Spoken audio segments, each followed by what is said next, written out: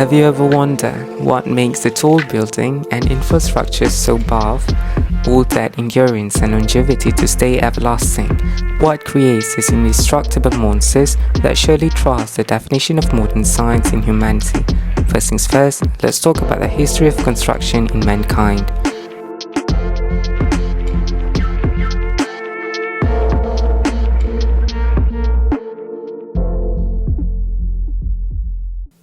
The history of construction is as old as history of humanity, from mud huts and megalithic stones to mega highways and skyscrapers. The evolution of construction reflects mankind's ever-growing mastery of raw materials and technology. Construction history is complex and expansive. However, we can examine the turning points that chart the path to where we are today.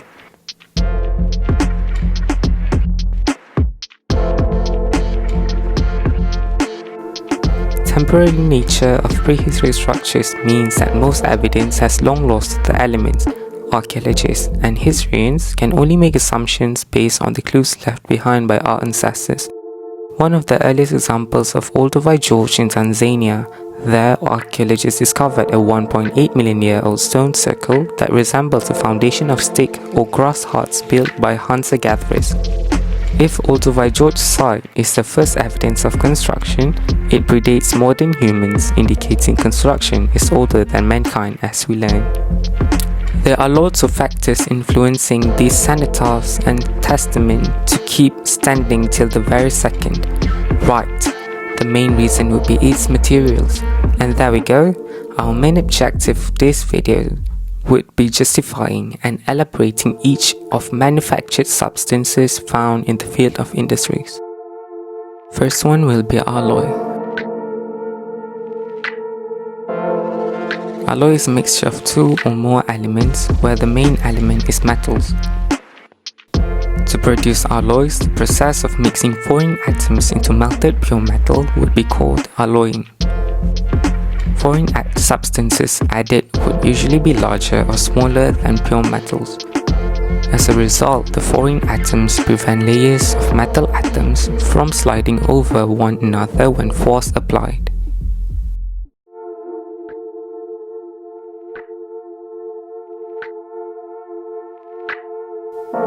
There are lots of benefits when alloying of metals is implemented in the field of industries. This includes the increment in strength and hardness of metals to be used as building structures and vehicles bodies. Moreover, we may even prevent the corrosion of the metals to be used in electrical cables, for instance. Furthermore, alloying could improvise the appearance of certain metals to look more radiant and shiny as ones used in trophies, medals, and souvenirs.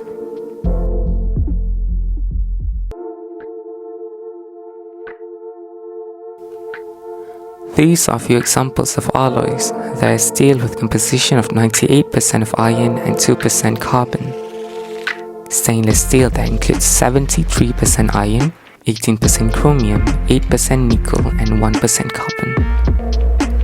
There are also bronze, brass, pewter and duralumin that each and every one of them functions accordingly to their specialty.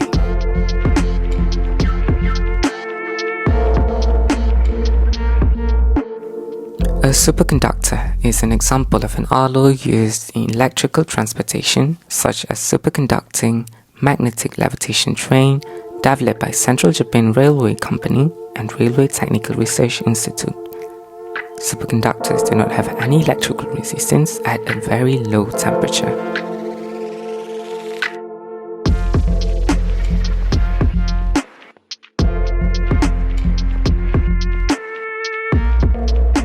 Glass, as we all know, is one of the most used materials in industry.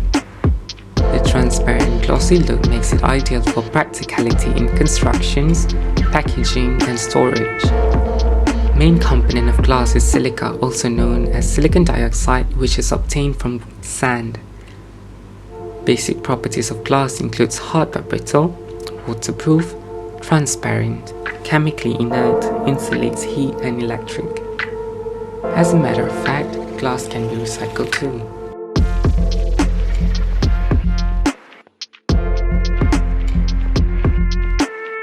There are a variety of glass that we can choose thanks to the modernization of industrial sector producing tons of new and improved glass quality. For example, fused silica glass that has high melting point, transparent to UV rays and hard to change shape that is used in lenses and glass tubes. Not to forget the lead crystal glass that has a composition of silica, soda and lead oxide. The high intensity, refractive index, mass and transparency of this glass type makes it suitable to be used in the production of prisms and ornaments. There is also soda lime glass and borosilicate glass that involves in production of jars, mirrors, windows and glassware.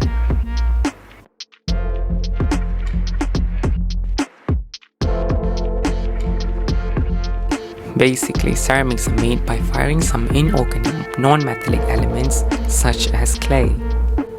However, there are also ceramics made of metal compound and metalloid compound that undergo a very high in temperature procedure. Some of the common examples are porcelain, bricks and earthenware.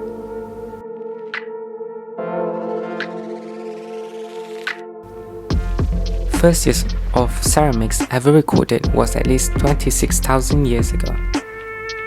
Archaeologists found some ceramic-made sculptures in southern Central Europe from that age.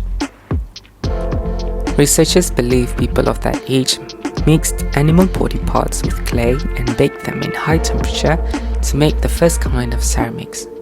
Historians say people started using ceramic in daily utensils around 9,000 years ago. They are now called the corded war culture.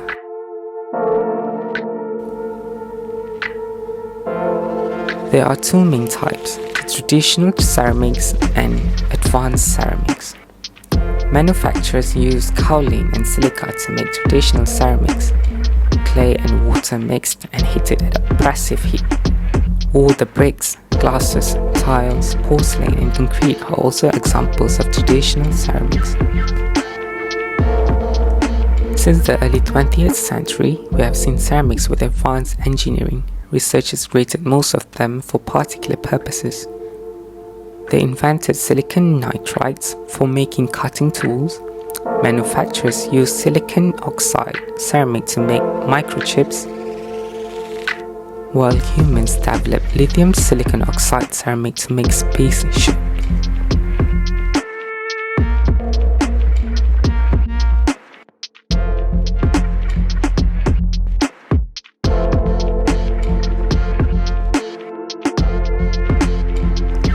Composite materials is a product made by combining two or more non-homogeneous substances, which is matrix substance and strengthening substances. Yes, it is confusing, but let me clear it with much better explanation and archetype. Most of the composite materials have better properties than their original components. Let's have a look on reinforced concrete, which is a combination of concretes that acts as the binder, which in this case is called metric substance, and steel bars or wire mesh, which indicates the strengthening substance. This combination is better than the conventional concrete because the wet concrete is poured over the steel and it hardens, thereby enclosing the steel permanently, so cracks are much less likely. This material is used in renovating commercial houses, building dams and highways. Another example is the formation of optical fiber. The mixture of plastic and glass fiber allows the transmission of data using light waves traveling along this material. This material is used in computer network cables, video cameras and CCTVs. Besides these, there are also photochromic glass and superconductor that is the paradigms of composite materials.